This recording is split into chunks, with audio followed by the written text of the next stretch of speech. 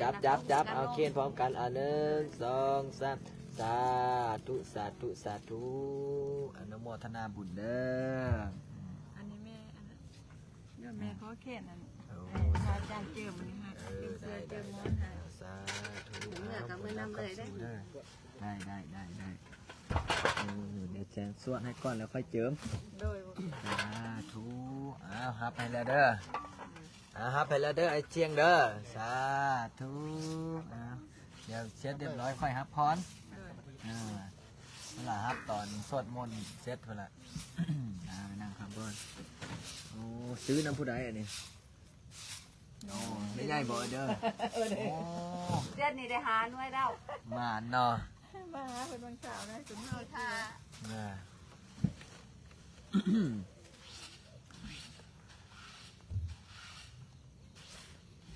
โอ้ทีมตัวนี้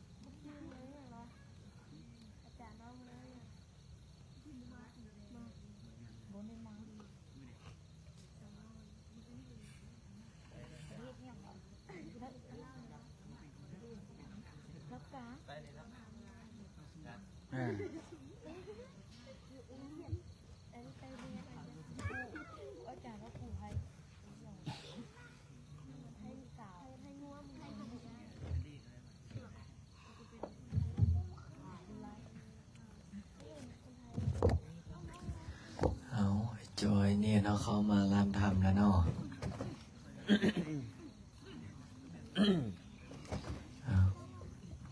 โอ้ยอากาศเนาะแมวเข้ามาหลายตัวแต่ละบัดนี้ขนาดบ่ได้เลี้ยงเลยเนาะเป็นสายยับโอ้แมวกลายพันธุ์ด้วยอังกุดก็มีแมวหลายตัวได้แมวบอกเป็นยังมีแมวพอเลี้ยงไหวแมวเนี่ยโอ้มันเวลามันอยากเข้ามันห้องเนี่ยเงี้ยวจะได้ไม่ชีเมื่อคืนนี่ผีบ่ได้ลอกอะตี้เงียบแล้วเนาะโอ้บ่ได้เงียบสิต้องยันใช่ไหมก็ตีนกันไดได้เนาะ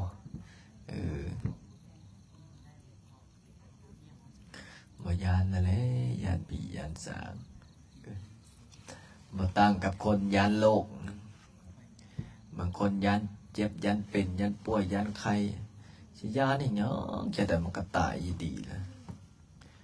โรคอย่างน่ายานที่สุดเลยมะเร็ง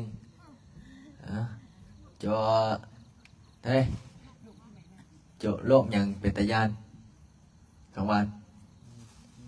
โอ้องค์นี้สิตาบ่มีเตือนน้ำมีมาม่าบ่ต้องให้สั่นเด้อว่าปึกโพดนะบ่ให้สั่นเพราะว่าถามอย่างบ่ฮู้บ่ต้องสั่นเฮ้ยโรคอย่างเป็นตายานเด้ท้องพันมะเร็ง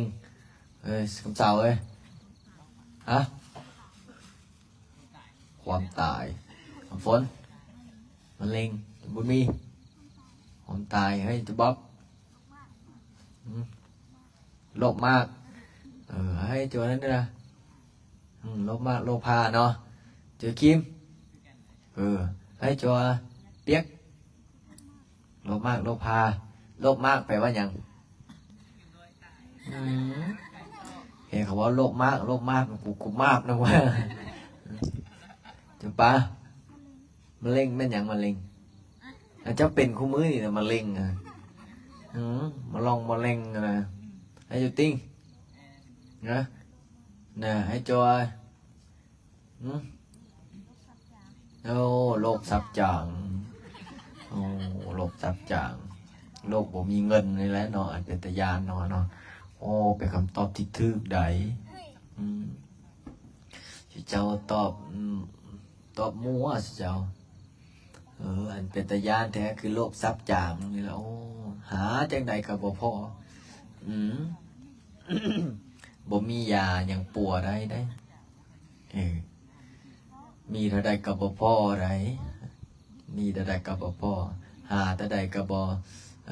เต็มเข้าบัญชีก็บ่เต็มจักเทื่อเข้ากระเป๋าก็บ่เต็มจักเทื่อนี่โรคซับจาง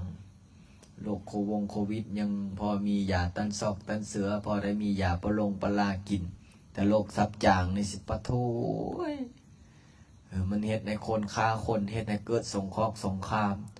เฮ็ดในคนโลภมากโลภาตายก็อยู่นั้นเกิดก็อยู่นั้นก็ย้อนโรคซับจางนะเพราะฉะนั้นถ้าผู้ใดบ่เป็นโรคซับจางแล้วมันดีที่สุดผู้ใดที่บ่เป็นโรคซับจางมีบ่ฮะผู้ใดว่ามียกมือขึ้นผู้ใดว่ามีบ่คนที่บ่เป็นโรคซับจางฮะผู้ใดบ่เป็นโรคซับจางในแม่นมีจะมีกลุ่มนึงที่บ่เป็นโรคซับจางฮู้บ่แม่นไปฮะเจ้าข้าว่ากลุ่มคนรวยเมียนบ่คนรวยเห็นโลภมากกว่าคนจนนะมีแต่ใดก็บ่พอเฮ้ยอันนั้นผู้ใดเป็นโรคผู้ใดบ่เป็นโรคซับจางฮะคนรวยบ่แม่นคนรวยนะเฮ้ยจอยอ้วนฮะคนจนอาจารย์ว่าคนรวยก็บ่แม่นคนน้อยก็ต้องคนจนบ่แม่นจอยนั่นเอ้ยพระพระว่าซั่นโจเลยเจ้าว่าเป็นไผบ่เป็นโรคซับจางคนที่พอดีในตนเองยินดีในสิ่งที่มีพอใจในสิ่งที่มียินดีในสิ่งที่ได้จ้าแม่เจ้าคุณเอ้ยเอาสาธุอันนี้เทียนเนาะจุดตัวนี้ด้วยจำอะไรคนที่บ่เป็นโรคซับจางแม่คำตอบที่ผู้ใดตอบถึกฮะโจเล่ผู้ใดอยู่ข้างโจเล่ยกมือขึ้นโอ้บ่มีจักคนที่บ่เป็นโรคซับจางแม่นพระเฮ้ยจังใดเฮ้ยตอบฟุกหรือตอบมั่วๆหรือกูบ่มีทางไปฮะตอบไปตามเหตุตามปัจจัยพ่อน้อพระใดพระอรหันต์ครูบาอาจารย์ผู้ปฏิบัติดีปฏิบัติชอบเพิ่นละแล้วซึ่งกิเลสตัณหาได้มาเพิ่นก็ไปช่วยเหลือสังคมเห็นบ่หลวงตามหาบัวได้ทองคำเป็น100 ตัน1,000 ตันไปกับไปบริจาคช่วยประเทศชาติบ้านเมืองถ้าเป็นผู้อื่นไปจะได้เก็บไว้แล้วเนาะอันนี้เพิ่นบริจาคคือพระเป็นโรคบ่ซับจางพอออกไม่ออกได้มาก็คือเฮานี่ล่ะบ่เด้ได้มาคุมือเงินมื้อ10มื้อ5มื้อนี้ก็ไปบิณฑบาตก็ได้100,000 200,000กีบพุ่นน่ะได้300-400 บาทนั่นน่ะได้มาก็บริจาคนี่คือมื้อนี้ก็จ่ายค่าเหล็กค่าปูนค่าทรายดิจีซีมังจ่ายค่าเอาโรงอาหารได้มาก็ได้นี่แล้วได้กินได้ทานเฮาแต่ถ้าผู้อื่นเนี่ยได้มาแล้วเขาให้จะได้1ซื้อเหล้าอันดับต้นๆซื้อเหล้าซื้ออยู่ซื้อกินไปลิ้นไปเที่ยวให้ผู้สาวให้เมียน้อยบางคนถ้ามีหลายเมียน้อยให้หมดหลาย ถ้าผู้ใดมีเมียน้อยน่ะหมดหลายถ้าผู้ใดบ่มีก็บ่หมดแต่บางคนมักกินมักเที่ยวมักลิ้นมักไปนั่นไปนี่นี่แหละพระอาจารย์เนี่ยบอกให้เชื่อมั่นในความดีคือพระอาจารย์เฮ็ดพระอาจารย์ทำพระอาจารย์เชื่อมั่นในความดีได้เมื่อนี้คณะสายบุญมาแต่พุ่นปาลีดพุ่นเนาะ โอ้มาแต่ฝรั่งเศสอยู่บอนไอหอแหลมๆนะเขาเอิ้นไว้นะหอไอเฟลถามว่าโอ้ไม่ออกมาแต่ทางใดโอ้ไอเจ็บเขาเลยโอ้ยว่าภาษาลาวก็ได้โอ้ขาน้อยไปอยู่ปุ่นดดแล้วอยู่จักปีแบบโอ้ขาน้อยไปอยู่50-60 ปีปะโทไปแต่คอยบททันเกิดแบบนี้เรียบร้อยแล้วก็จกปัจจัยมาโอ้อาจารย์ขอน้อยอยากถวายปัจจัยอาจารย์ช่วยพระอาจารย์สร้างวัดจาก4-5 ล้านนี่ได้บ่อันนี้ก็เลยบอกโอ้อย่าว่าแต่4-5 ล้านเดี๋ยวไม่ออกอย่าว่าหาว่าค่อยโลภเป็น100 ล้านค่อยก็ยังฮับเสร็จเรียบร้อยสักกระจกกระเป๋าสาถวายยกใส่เกาตาใส่หัว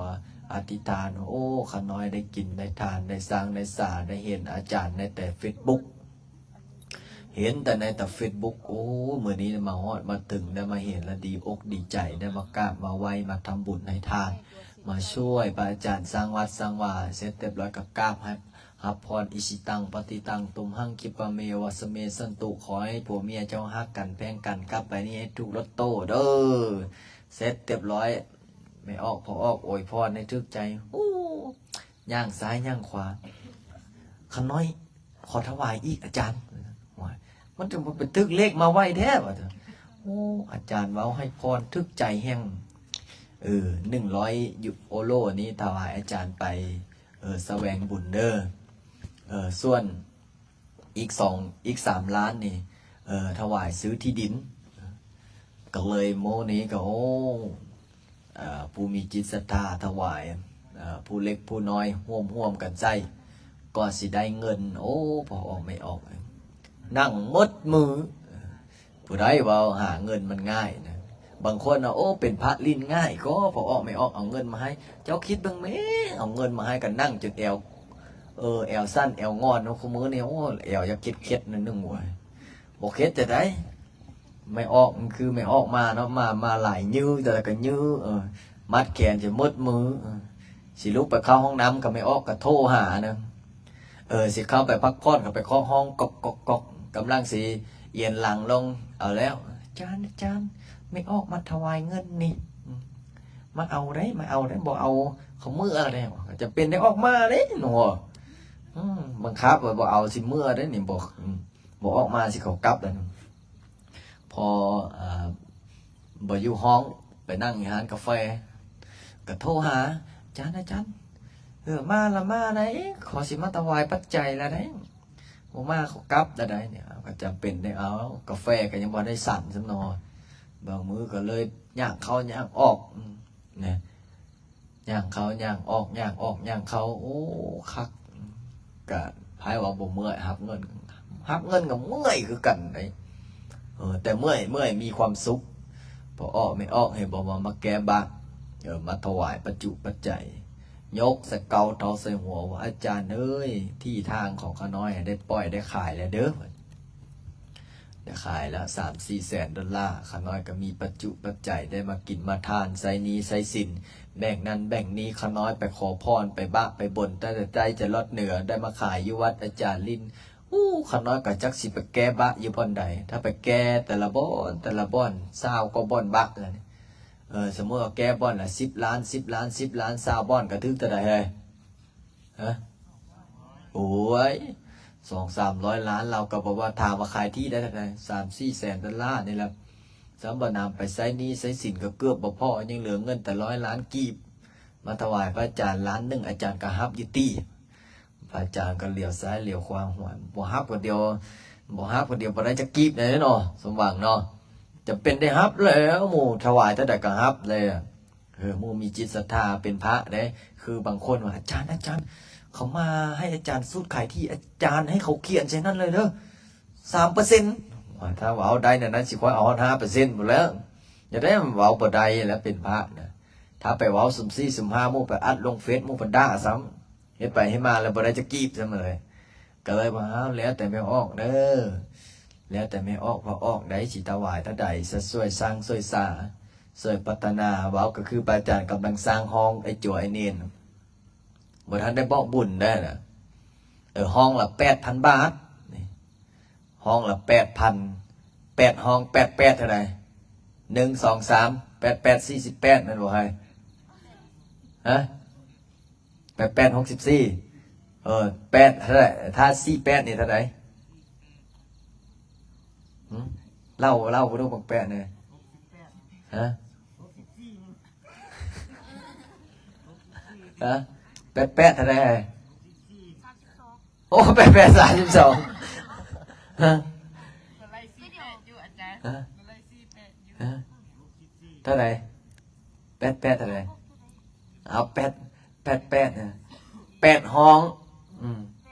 เออ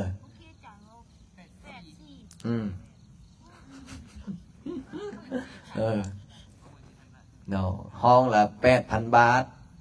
8ห้องละถึงเท่าไหร่6460,000กับ4,000 บาทโอ้ตอนนี้ก็ยังหาเจ้าภาพอยู่ได้เดี๋ยวมื้ออื่นสิประกาศลงเฟซหาเจ้าภาพแต่มื้อนี้ก็ถ้าเบิ่งเด้อเฮาสวดอธิษฐานดีๆหาเจ้าภาพนำกันห้องเบอร์1ของไผละห้องเบอร์1นะจบฝนเบิ่งก่อนเบิ่งหน้าเบิ่งตาเอาลองเรียงแถวเอาไปด้วยห้องไผเอาห้องเบอร์1ห้องเบอร์1เอาเบอร์1สิจัดลำดับหาเจ้าภาพห้องไอ้ก่อนเอาเบอร์1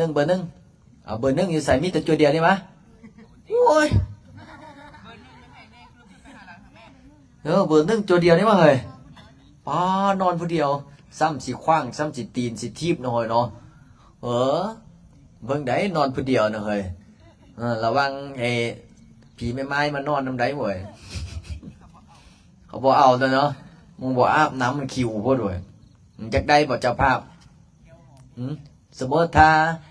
จะหาเจ้าภาพได้เดี๋ยวเบิ่งดูเจ้าภาพละเท่าไหร่เจ้าภาพละ8,000 บาทห้องละ8,000 บาทอันนี้เบอร์1เนาะอันนี้เนาะโอ้เอาเบอร์2บ่ด้วยเฮ้ยเบอร์1นี่แม่นบ่มีแล้วเจ้าภาพเอาเบอร์2ออกมาเบิ่งดูผู้ใดอยากเป็นเจ้าภาพเบอร์ใดกดมาเด้อเจ้าภาพละ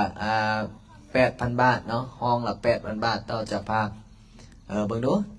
ผู้ใดสิได้เบอร์ใดเอาเบอร์2จักคน2 คนโอ้ผู้ใดอยากเป็นเจ้าภาพได้ห้องเบอร์ใดเขียนเบอร์1เบอร์2กดมาเด้อสิได้เป็นเจ้าภาพ8,000 บาทเนาะ8,000ถ้าคิดเป็นเงินกีบเท่าใดแล้ววะฮะเท่าใดเฮ้ย8,000 บาทถึงจักเท่าใดฮะ5 ล้านเนาะห้องละ5 ล้านสาธุให้แม่พาปังๆในเด้อมื้ออื่นจะได้ครับเป็นเจ้าภาพจากห้องน่ะโอ้แม่พาปังละดอยโอ้แม่พาถ้าบ่เอาบ่ทันเขาได้อยากให้มีเจ้าภาพของห้องโมเฮ็ดแต่ไหนสวดมนต์เก่งๆได้เจ้าภาพเบอร์2เดี๋ยวสิหาอธิษฐานนำกัน8,000 บาทถ้าคิดเป็นเงินกีบก็5 ล้านกีบเบอร์2เอาเบอร์2ได้ละ2 คนเนาะเบอร์3เอามายืนให้พี่ซะเบอร์3โอ้เบอร์3มีแต่ผู้ใหญ่ๆอยู่เฮ้ยต้องสวดมนต์เก่งๆได้เบอร์3ปะโทปาติโตเฮ็ดจะได้ล่ะเบอร์3บ่นี่นะนอนไหวอยู่ตินะจักคนนอน3 คนป้าโถเอาสวดมนต์เก่งๆได้จะได้มีเจ้าภาพนะถ้าบ่มีเจ้าภาพก็พระอาจารย์พิจารณาช่วยกันนะเฮ้ยเอาเบอร์3เอาเบอร์4เบอร์4เอาปะโทเบอร์4ได้นี่นะเบอร์4นั่นเบิ่งดูเบอร์4ปะโทอันนี้โจอ้วนโจเศรษฐีโจทองพันอาบน้ำอยู่ตี้เฮ้ยเบิ่งเด้อถ้าบ่อาบนี่แม่น2 คนเจ้านี่อุ้มแล้วไปอาบเด้อล่ะเด้อสาธุเอาเบอร์4เบอร์5ป่ะนี่เอาเบอร์5ปะโทย้อนไอ้เปียกสิโอ้ผมรู้ถ้าเบอร์5นี่บ่มีเจ้าภาพแต่แล้วเลยดูเบิ่งดูเบอร์5นี่เฮ็ดจังได๋จะมีเจ้าภาพจะเปียกอยากให้มีเจ้าภาพบ่อยากเฮ็ดจังได๋เฮาสวดมนต์จังได๋สวดมนต์เก่งๆได้เบิ่งเด้อเบอร์ใดสิได้เป็นเจ้าภาพเดี๋ยวตอนสุดท้ายแล้วจะมาสรุปกัน เบอร์หนึ่งเบอร์สองเบอร์สามเบอร์สี่เบอร์ห้าถ้าผู้ใดแม่นถ้าแม่นห้องใดได้รับเจ้าภาพถือว่าปาฏิหาริย์สุดๆเลยเอาเบอร์ห้าหน่อยเนาะเบอร์ห้าเอาเบอร์หกเอาเบอร์โน้เบอร์หกปะโทเอามาเบอร์หกจะค้นไหนนี่สองปะโทคือว่านอนไหนนั่นเถอะเลยเบอร์หกวะเบอร์หกเนี่ยอยากได้เจ้าภาพบ่เดี๋ยวถ้าได้เจ้าภาพแล้วติดสวดมนต์เนี่ยเขาเจ้าได้นั่งสมาธิหมดคืนเลยความอยากขายสินค้าเพื่อนน่ะติโตคอยสิบอกว่าไม่เนอะมานั่งสมาธิยังไม่นอนรถคืนเลยโตเอาลองเบิ่งเด้อไปแข่งกันมื้ออื่นนะบ่สิได้ผู้ใดสิได้เป็นเจ้าภาพห้องเบอร์ใดอันนี้เบอร์หยังเนาะเบอร์หกเบอร์หกนี่ว่าถ้าผู้ใดหาเป็นเจ้าภาพให้สินั่งสมาธิตลอดมื้อคืนเลยเอาเบอร์เจ็ดบัดนี้แก๊งเบอร์เจ็ดเลยเบอร์เจ็ดนี่มีแต่ผู้ใหญ่ๆเว้ยเบิ่งดูสิวัดบารมีไผมันนะเบอร์เจ็ดเบอร์เจ็ดคำยังคำมาเบอร์เจ็ดปะทูเอาใครเข้ามาไหมเฮ้ยจมพ่อมันจะมีเจ้าภาพมาแล้วดูดาอยู่เว้ยอันนี้เบอร์เจ็ดว่าเนี่ยสมมติถ้ามีเจ้าภาพได้เฮ็ดจะไรนั่งสมาธิขายสินค้าเก่าอีกแล้วเว้ยนั่งสมาธิสวดมนต์เสริมสวดมนต์มาอีกนาภาวนาพร้อมแม่นบ่น้อมาสิบ่นอนแข่งกันในนอนในห้องคักบ่คักใส่ฟ้าเฟดอกเฟดานยังดีอันนี้เบอร์ยังล่ะเบอร์เจ็ดเนาะเบอร์แปดมาเนี่ยเอาปะโทแก๊งเบอร์แปดบ่เว้ยเบอร์แปดนี่เบอร์ดูปะโตเบอร์แปดนี่เฮ็ดจะได้อย่างมีเจ้าภาพสวดมนต์เมียนบ่สังวานนี่นะเอาผู้ใดอยากเป็นเจ้าภาพเบอร์ห้องสุดท้ายเบอร์แปดโค้งสุดท้ายล่ะดอยอยากให้แม่ออกเป็นเจ้าภาพบ่เฮ็ดจะได้จังจะให้แม่ออกเป็นเจ้าภาพสวดมนต์เมื่อย่างก็มีแต่สวดมนต์นั่นแหละเนาะเอาเป็นพระเป็นเจ้าให้ไปเฮ็ดเวียกเฮ็ดงานให้ไปเป็นลูกเขยก็คือสิบ่คือเนาะมีแต่สวดมนต์ภาวนาอะไรแม่อยากให้แม่ออกเป็นเจ้าภาพมันสวดมนต์นั่งสมาธิฝันนี่ก็แม่นั่งสมาธิภาวนาฝันให้พอออกไม่ออกมีโชคมีลาภแม่ได้แท้ใดแต่ถ้านั่งสมาธิสวดมนต์ซื่อๆสิจังก็ยังได้เพราะฉะนั้นละถ้าอยากให้มีเจ้าภาพเจ้าศรัทธาต้องสวดมนต์นั่งสมาธิเด้อจะได้มีเจ้าภาพเจ้าศรัทธาได้เดี๋ยวอาจารย์ก็สิบอกว่าไม่ออกเพิ่นอยากเป็นเจ้าภาพเจ้าศรัทธาห้องนั้นห้องนี้เบอร์นั้นเบอร์นี้ข้าน้อยขอเป็นเจ้าภาพเจ้าศรัทธาเบอร์หนึ่งเบอร์สองเบอร์สามเบอร์สี่ก็สิได้เขียนชื่อนามสกุลของเจ้าอธิษฐานสวดมนต์นั่งสมาธิภาวนาให้เขาเจ้ามั่งเขาเจ้ามีเขาเจ้าร่ำเขาเจ้ารวยเด้อให้เด้อเนาะ3 คนเฮาเนาะเบอร์8เนาะเอานั่งเขานั่งบอนทั้งหมดจะห้อง8 ห้องสรุปว่าโจฝนนี่ผู้เดียวเนาะตัวอันนี้ซะเดี๋ยวเอาเข้านอนนะเขาเจ้าเบอร์ใดผู้ใดเนาะเสียครับเป็นเจ้าภาพเบอร์2นี่ผู้ใดอันนี้เบอร์2กุ้มใดเฮ้ยเบิ่งก็กุ้มไปอาบน้ำนี่บ่เฮ้ยเบิ่งก่อนเบิ่งเพื่อมีเห็นไม่ออกบอกว่าจะครับเป็นเจ้าภาพเบอร์2เอาเบิ่งก่อนมันสิได้เจ้าภาพจากหลังบ่เนาะสิได้เจ้าภาพจากคลองบ่เจ้าภาพได้เท่าไหร่เจ้าภาพห้องเด้อเจ้าภาพห้องละ8,000 บาทเจ้าภาพห้องนึงเป็นเจ้าภาพเนาะเฮ็ดที่พักส่งเฮ็ดที่พักลูกโจลูกเนนเบิ่งไปประจานเบิ่งอ่านคอมเมนต์ใหม่ก็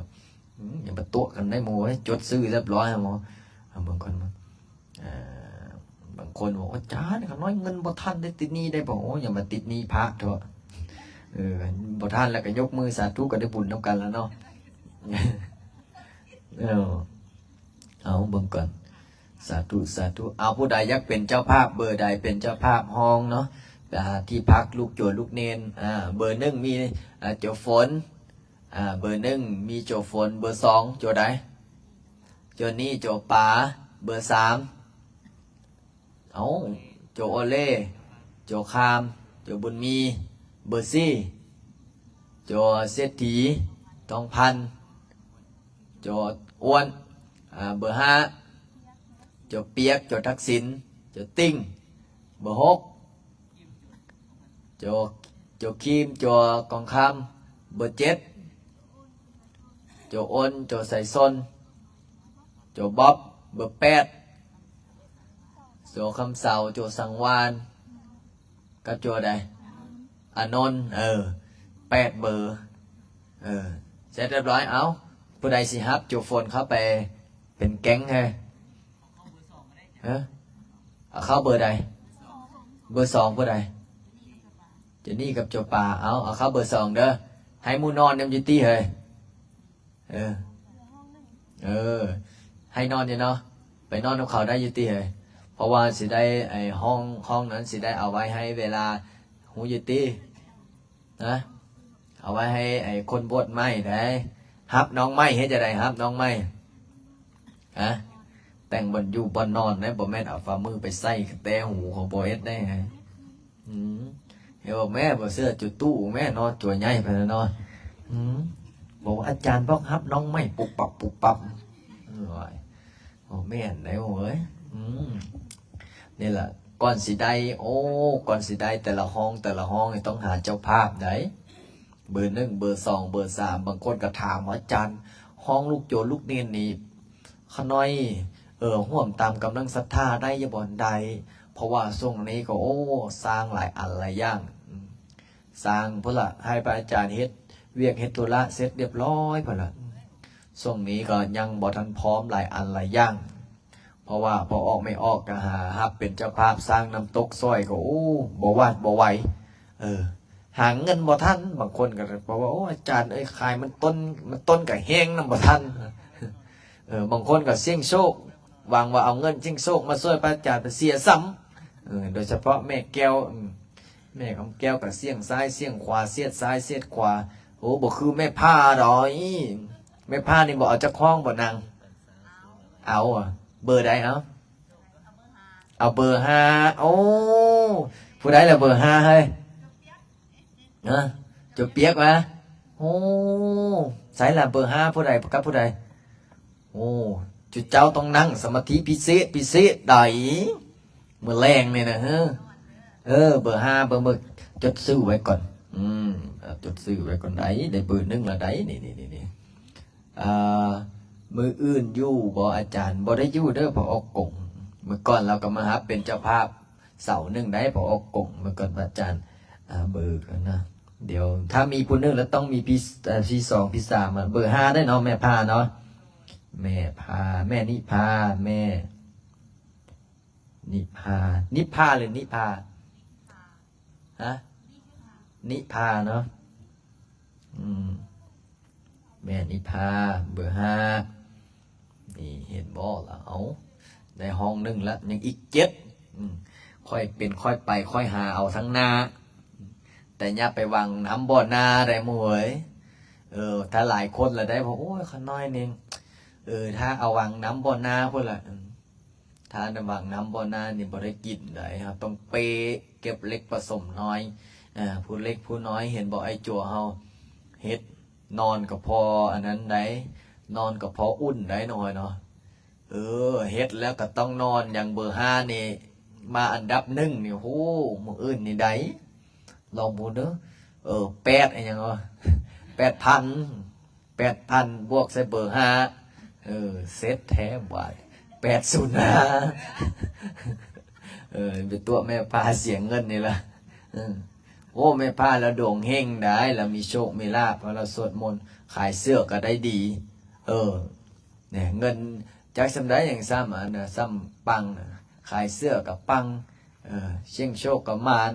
เฮ็ดไปหาเงินหาทองกับมานนี่เดี๋ยวสิบอกให้แม่เมตตาบ่เอาสักห้องนี่จั่วใดแล้วเนาะเราอุปถากจั่วใดแล้วเดี๋ยวสิถามมึงเราเพราะว่าจั่วใดคือพระอาจารย์ว่าถ้าจั่วใดเป็นตะแพงก็พอออกไม่ออกบ่ติจะเว้าหยังไปเขาเอาหมดเขาฮับหมดแต่ถ้าจั่วใด ขี้คร้านอาบน้ำสิสวดมนต์ก็อึดๆอัดๆถ้าเบิ่งเด้อห้องสุดท้ายนี่แม่นสิแม่นจัวใดเนาะถ้าแม่นจัวใดเป็นแม่นห้องสุดท้ายนี่แม่นจัวนั้นแม่นซวยสุดแต่ตอนนี้น่ะดวงเฮงแม่นจัวเศรษฐีจัวอหยังล่ะจัวเปียกจัวติ้งจัวทักษิณไหนซุ่มนี้เขานั่งสมาธิเก่งไดทักษิณนี่โอ้จักจำได้จังซ้ำนั่งสมาธิดนนะโอ้จะน้ำลายไหลพอเลยเพราะว่าอย่างมันนั่งโดนไป2-3 ชั่วโมงบอกออกจากเทื่อเนาะบอกคือจะอ้วนไหนนั่งสมาธิอันนี้อยู่ป่านมาเขาจอกกบสิวะลงคลิปจนดังหมดแล้วตอนนี้เขาจัวจริงบ่คือตรงปกตัวจริงบ่คือตรงปกคนน่ะผู้ใดเนาะสิมาจีบข่อยนี่มันตัวจริงบ่ตรงปกโอ้ตัวจริงมันคงหัวล้านๆอยู่แล้วเนาะบ่ล้านยังดอยตอนนี้บ่โน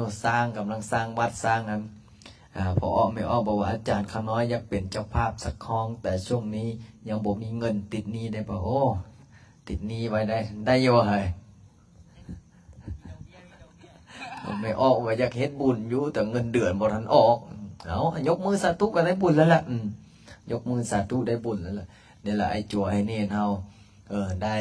ก่อนสิพอออกไม่ออกได้ฮับเป็นเจ้าภาพเจ้าศรัทธานะเขาต้องสวดมนต์ภาวนาแผ่เมตตาให้เขาเจ้าเวลาเขาเจ้าฮับเป็นเจ้าภาพเจ้าศรัทธาเขาก็ได้บุญได้กุศลเขาอุทิศบุญกุศลให้เจ้ากรรมนายเวรให้ผู้ที่ล่วงลับไปแล้วก็ให้อวยพรเขาเจ้ามีโชคมีลาภให้ค้าให้ขายให้ขึ้นให้เกินเวลาเขาขึ้นเขาเกินเขามั่งเขามีโชคมีลาภเลยโอ้ยโดยเฉพาะเจ้าเปียกเนี่ยนะเอาเขาแน่ใดให้คุ้มกับเจ้าแม่นิพพาเป็นเจ้าภาพใดคนเมื่อแรกนี่อธิษฐานดีๆได้ให้แม่เราปังได้ค้าขายร่ำรวยเฮ็ดอันใดทำอันใดก็นี่ละบ่ให้มันติดบ่ให้มันคัดเนี่ยบัดนั้นกับห้อง1ห้อง2ห้อง3ก็ติดต่อมาแล้วนะตอนนี้เขามีแล้วเจ้าภาพเพราะว่าการเฮ็ดที่พักที่นอนเนี่ยนะคืออาจารย์เล่าสมัยครั้งพุทธกาลนะสมัยแต่ก้อนสมัยตะกี้นะมีคือไอ้นั่นนะปัญจป่านะได้ชื่อติคอยได้เล่าให้เจ้าฟังยังไอ้อีนายผมงงๆนะเล่าละตินางปัญจป่าชื่อติที่ถวายก้อนดินเหนียวให้พระพุทธเจ้านะที่ได้ปัวเป็นพระราชานะก็ย้อนอันนี้ส่งการสร้างกุฏิถวายพระปัจเจกพุทธเจ้าได้จะจำได้หัวกับยอกหัวกับหยองคือปานว่าห้างนกคุ้มนี่แหละปานว่าคนใกล้ย่องสิเจ้าเคยเห็นบ่แก้วกับเจิงปานว่าอีแก้วน้ำหมาท่านอยู่ที่ไหนเกิดท่านอยู่บ่แหน่แค่เรียบร้อยปานนั้นยังได้ผัวเป็นพระราชาย้อนอันนี้ทรงการสร้างกุฏิวิหารเนี่ยผลบุญผลกุศลเพิ่นได้เฮ็ดได้ทำผลสุดท้ายมาพวกที่หน้าตาดีๆมัวแต่ทากับแป้งน้ำแดงอย่างไดมัวแต่ทากับแป้งน้ำแดงยันออกแดดนั่นนึงกับแล่นเข้าห่มย้อนยันบ่งามผลสุดท้ายมาเป็นยังไงผลสุดท้ายมาตายได้ไปเป็นนกย่างเนี่ยเพราะว่าเพิ่นห่วงสวยห้องงามเด้นะมีได้ในสมัยแต่ก่อนเนาะเมียพระราชาเนี่ยเมียพระราชาเนี่ยโอ้เพิ่นก็มาปฏิบัติธรรมเพิ่นมาปฏิบัติธรรมบัดนี้เมียพระราชานะบ่แม่นเมียพระราชาอันนี้ไปอ่านนำไอ้โจน้อยโอ้ไอ้โจน้อยได้เขียนว่าข้าน้อยเป็นโจน้อยปฏิบัติธรรมกรรมฐานอยู่วัดนคูน้อยโอ้ไอ้โจน้อยถามว่าตัวจริงบ่ตรงปกเนาะเพิ่นเห็นเฮาแล้วเนาะข้าน้อยอยู่วัดโพนแก้วนี่อยู่ไสเล่าต่อพระราชานี่มีเมียนี่4คนมีเมียนี่4คนบัดนี้เมียผู้หนึ่งผัดมักสวยมักงามถ้าเขาแป้งน้ำแดงแต่ละมื้อเราบ่เฮ็ดหยังแต่ละมื้อเราบ่เฮ็ดหยังเพราะว่าหยังยานผัวนี่บ่มักถ้าแต่กับแป้งน้ำแดงซีดผมไปอาบน้ำแร่แซ่น้ำนมโอ้คัดผิวให้งามว่าซั่นซะโอ้พระราชานี่ก็ป้าตุ เมียกูผู้นี้สิแม่นงามแม่นจบแม่นอีหลีแท้พระราชาก็เที่ยวไปหาแต่ผู้นั้นล่ะเพิ่นงามกว่าหมู่เลยเนาะไปฮอดเพิ่นก็คือว่านั่นแหละผู้หญิงเนาะมัญญาผู้หญิงนี่หลายร้อยเล่มเกียนอ้อยจังซันจังซีบอกโอ้อยากได้อันนั้นอยากได้อันนี้พระราชาเป็นจังไดเอาก็ให้ตกหลุมรักเขาหน่อยก็คือกับจัวไอ้ที่มาบวชเนี่ยแม่นบ่เขาถามซื้อโทรศัพท์ iPhone ก็จำเป็นได้ให้เนี่ยมักเขาสิเนาะได้ให้เขาอยู่ว่าให้เงินบ่มีแสดงมาเสร็จเรียบร้อยพระราชาเมียอีก3 คนก็เวลาเขาไปทำบุญทำทานเนาะมันก็เข้าวัดเข้าว่าก็คือเฮาเนี่ยละเขาแป้งน้ำแดงก็บ่ได้ท่าเป็นจังไดก็อยากสมๆหน่อยนึงแล้วผู้ที่อยู่อันนั้นก็โอ้ผิวพรรณกับพ่องใสโอ้โยมเก่งบอกว่าอยากบริจาค 1,000 บาทโอ้ฮับเดี๋ยวทักหา1,000 บาทก็เอานั่นดีก็บ่ได้จะกีบคือเขาว่านะขอเพียงแต่ได้กินได้ทานน้ำกันโฮมอุปโภคนาเบิ่งก่อนนี่ไม่ออกเพิ่นสิบริจาค 1,000 บาทน้อยจะเฮ็ดบ่แม่สวดจักงานอยากได้ 1,000 บาทเบิ่งก่อนไม่ออกเพิ่นหมู่ผู้มีจิตศรัทธาอยู่ไสล่ะนะพอมาตามหาคอมเมนต์มาบ่เห็นแล้วว่ะเดี๋ยวแต่เอากดไลค์ไว้ก่อนแม่ไม่ออกเด้โอ้ไม่ออกนี่ร่วมบุญกับพระอาจารย์ตลอดอยู่นี่สาธุกดสอเสือไปแล้วนี่เมื่อก่อนพอออกไม่ออกฮอตใส่แล้ว3ผู้หญิงนี่ก็บ่เห็นหยังแล้วมีแต่ไปวัดไปว่าฟังเทศฟังธรรมล่ะกับพระราชากับไปฟังเทศฟังธรรมส่วนไม่ออกนั้นเป็นจังได๋บ่ไปซ้ายเพิ่นตกตอนแรงมาแล้วมีแต่ไปไอ้นั้นละเพิ่นก็ตกตอนแรงมาก็อ้อยพระราชาแล้วโอ้เฮ็ดจังซั่นจังซี่ให้พุ่นพระราชารักพระราชาหลงพอเฒ่าแก่ศาลามาตายมาปึ๊บนางทั้ง3 คนน่ะไปเกิดอยู่ไสฮู้บ่เกิดอยู่สวรรค์ชั้นฟ้าเป็นเทพธิดาอยู่กับพระราชาอีก3 คนวันนี้พระราชากับซ่องหาแล้วเมียเฮาผู้งามๆมันไปใส่แล้ววะผู้มันทากับแป้งน้ำแดงคู่มือน่ะบ่เห็นว่ามันไปมีปูป้าเฮาไหมแล้วบ่เป็นจังได๋เสร็จเรียบร้อยเบิ่งตรวจเบิ่งก่อนเพิ่นมีเพิ่นเป็นพระอินทร์เด้เพิ่นก็ตรวจเบิ่งซ้ายตรวจเบิ่งขวาตรวจเบิ่งหน้าตรวจเบิ่งหลังสุดท้ายมาเห็นโอ้อีนายอันนี้ไปเป็นนกกระย่างขาวพุ่นใดไปเป็นนกย่างพุ่นน่ะจอบกินปลาอยู่ห้วยน้ำพุ่นน่ะโอ้จอบกินปลาอยู่พุ่นแหละเสร็จเรียบร้อยพระอินทร์ก็สงสารเนาะพระอินทร์ก็สงสารบ่สงสารได้ตอนอยู่น้ำกันตอนกินน้ำกันเนาะกินฮอดคิดถึงนั่นแหละก็แปลงกายลงมาเป็นปลาพอเป็นพระอินทร์แปลงกายลงมาเป็นปลาปุ๊บบ่หลายเรื่องไอ้น้องยางเห็นแล้วก็ตอดปุ๊บปลาก็เว้าได้นะมันโอ้เจ้านี่เบิ่งเนี่ยตีปลาค่อยกับผัวเจ้านั่นแหละนกยางก็มันเริ่มรู้สึกตัวเพราะว่าตีผัวกูสิมาเป็นปลาให้กูกินบัดนี้ก็ลมกันแล้วบัดนี้เป็นจังได๋คือมาตายเป็นนกยางค่อยนี่เป็นผัวเจ้าเป็นพระอินทร์ตอนมีชีวิตอยู่ไปเฮ็ดบุญเฮ็ดทานเข้าวัดฟังธรรมสวดมนต์ถือศีลปฏิบัติธรรมพุ่นอยู่วัดป่าบุญนรินทร์พุ่นละมาฮอดผีพุ่นได้บัดนี้เจ็ดเรียบร้อยโอ้เมียก็ว่าโอ้ตอนค่อยมีชีวิตอยู่เขาพาไปสวดมนต์พาไปปฏิบัติธรรมค่อยบ่ไปเป็นจังได๋โอ้เขาก็ไปพุ่นแล้วจุกตึงๆพุ่นแล้วบ่อนเทคบ่อนบ่าบ่อนกินเหล้าเมาโซลาพุ่นละได้ฟ้อนได้ลำพอได้ไปนั้นไปนี้ม่วนใช้ชีวิตพอหลังจากนั้นตายมาก็ไปเป็นนกยางเฝ้ากี่ป่าอยู่ห้วยเพิ่นบัดนี้ผัวเนี่ยก็สงสารก็เลยบอกภาวนาเอาบุญกุศลน้ำกันซะให้อดบัดนี้นกยางก็ถือศีลแล้วบัดนี้นกยางก็ถือศีลปฏิบัติธรรมเฮ็ดมื้อแรกเฮ็ดมื้อ2บ่ได้3-4 มื้อมานกยางก็จ้อยลงจ้อยผอมลงบัดนี้พญาอินทร์ก็มาทดสอบอีกบัดนี้มาทดสอบอีก เป็นปลาให้ไหลลงมาบัดนี้เป็นปลาไหลลงมาว่องว่องว่องว่องว่องนกยางเห็นก็เฮ็ดซื่อๆอยู่ได้เฮ็ดน้ำตาคอยเพราะว่าอย่างเพิ่นถือศีลปฏิบัติธรรมเพิ่นอยากไปเกิดอยู่บ่อนผัวเพิ่นเด้ผัวเพิ่นกับไอ้สาวๆนะไปเกิดอ้อมคางอ้อมแอวอยู่เพิ่นก็บ่ได้ไปอีกมันนกยางก็นั่งเจ้าอยู่แล้วจ้อยลง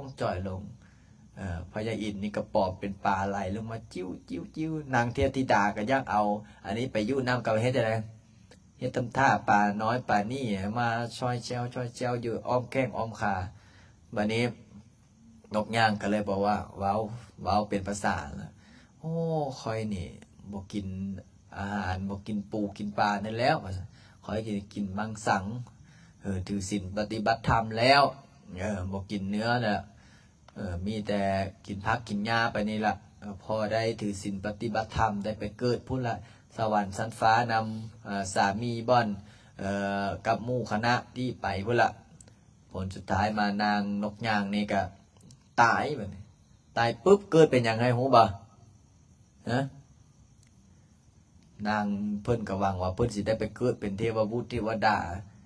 เพิ่นหวังว่าสิได้ไปเกิดเป็นนางเทพธิดาอ้อมแควอ้อมหลังอ้อมแอวกับไอ้พระอินทร์โอ้ยผลสุดท้ายมาเกิดมาปุ๊บตายปุ๊บไปพุ่นเฮงลงก็เก้าบัดนี้ซื้อก่อนได้เป็นนกย่างเอาโหบ่เป็นอย่างสาเหตุเพิ่นได้เป็นนกย่างเพราะว่าเพิ่นทาแป้งหลายเกิดอะไรเลยตายอะไรปุ๊บได้เป็นนกย่างเพราะว่าทาแป้งหลายมันขาวดิอันนี้ส่งการทาแป้งกันได้สิเป็นนกย่างไหนปุ๊บพอหลังจากตายจากไว้จวนน้อยหันไปนั่งไม่ออกมันหลังจากที่ตายจากเป็นนกย่างปุ๊บพูดละลงตั้มก็เก้าเป็นแมงอีซอนโหบ่แมงซอนนะเป็นแมงซอนเพราะว่าอย่างเพราะว่าตอนมีชีวิตอยู่บ่เคยเฮ็ดบุญเฮ็ดทานมีแต่สะอ่อนเขามีแต่สะอ่อนเขาตายปุ๊บไปเฮงตั้มลงก็เก้า500 ชาติตายเกิดแล้วไสเวรไสกรรมที่ตัวเองได้เฮ็ดตัวเองได้ทำแต่นางพวก 3-4 คนได้ขึ้นสวรรค์ชั้นฟ้าพูนอยู่สันดาวดึงสันตุสิตายามาไปบ่อนสวรรค์ชั้นฟ้าบ่อนในอาหารทิพย์พุ่นแล้วส่วนนางไอ้ที่เมียมักสวยมักงามเนี่ยไปเป็นต่ำลงจนฮอดเป็นเฮ็บเป็น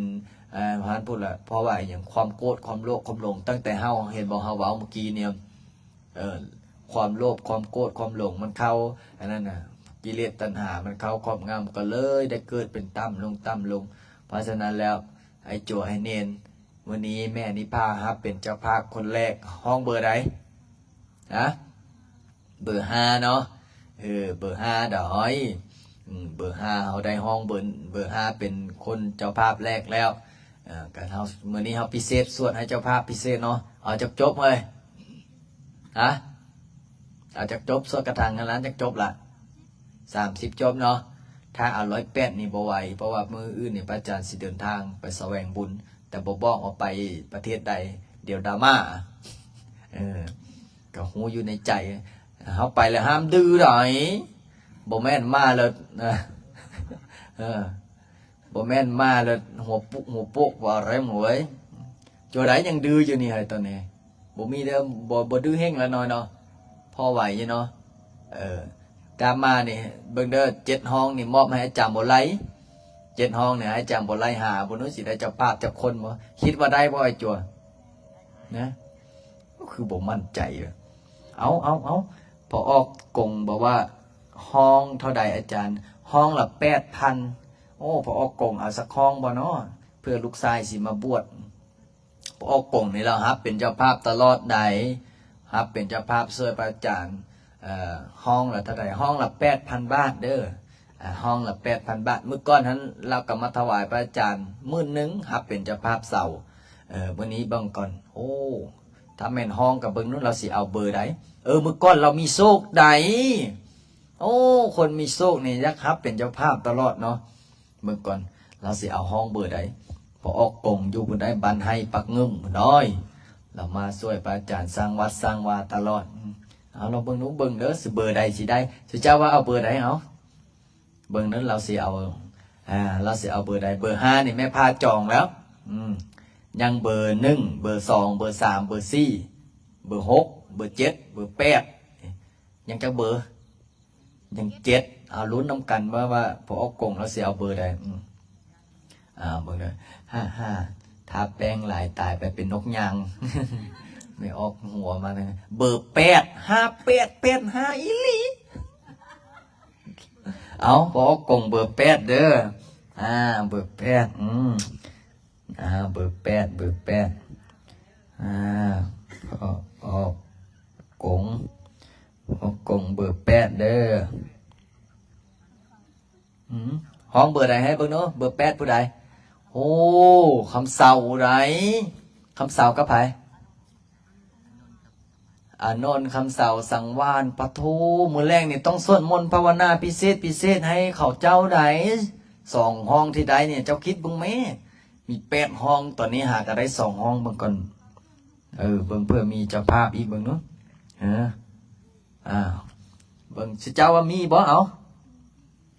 ถ้าปาฏิหาริย์มีจริงสาธุเจ้าปู่เจ้าย่าเบิ่งก่อนเด้อลองเบิ่งก่อนบางคนมาถามบอกอาจารย์น้อยก็จะเอาจากเบอร์แล้วคือว่านั่นแหละช่วงนี้ก็หาเงินก็ยากคืออาจารย์เอาตอนนี้เบอร์8ของพ่อออกกง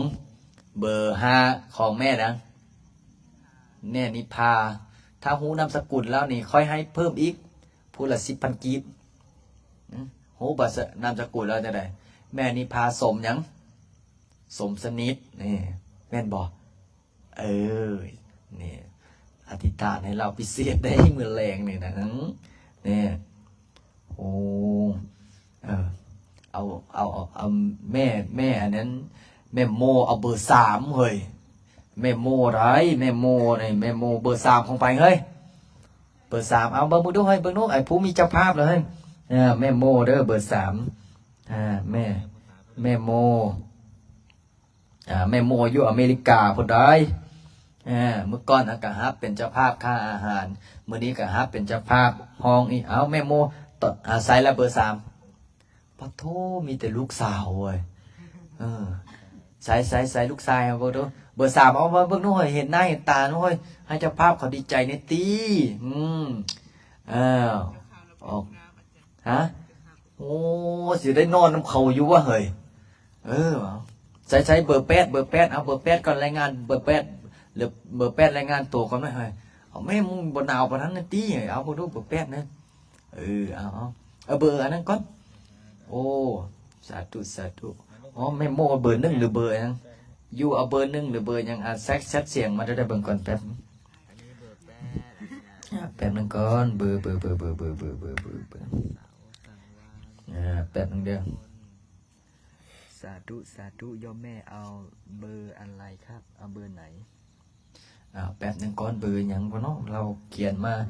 เบอร์3เบอร์1ใส่เบอร์5ก่อนเบื้องต้นก่อนเฮ้ยเบอร์5ผู้ใดเจ้าภาพเบอร์5